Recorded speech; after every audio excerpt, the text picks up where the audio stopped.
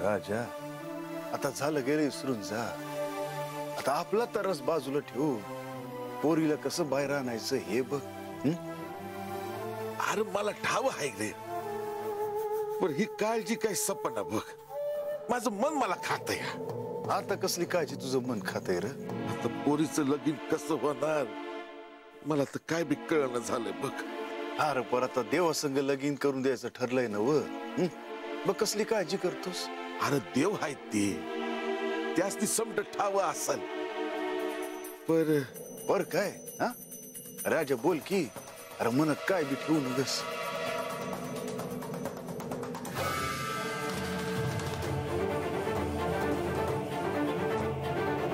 एक गोष्ट ध्यानात आले बघ खंडू, वस्तीवरल्या लोकांनी ठाव आहे की बानू माझी लेख नाही ती, तेव्हा तिला कोण बोलायचं बी नाही.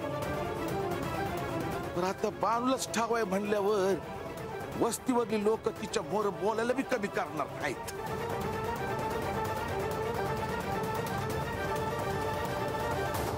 राजा अरे जे खरं आहे त्याला सामोर तर जावंच लागणार ना बाबा.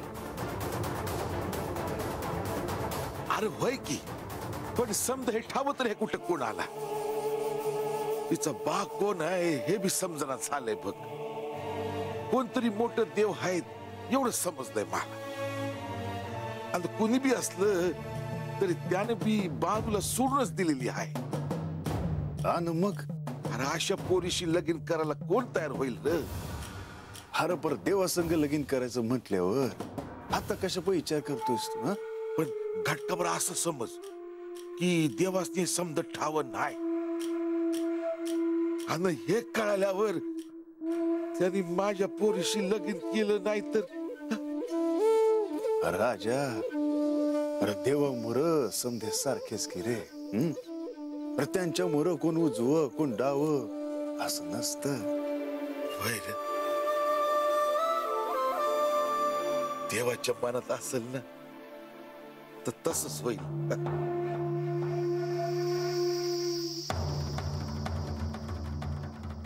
शिव शिव शिव मल्हार सदा शिव, शिव शिव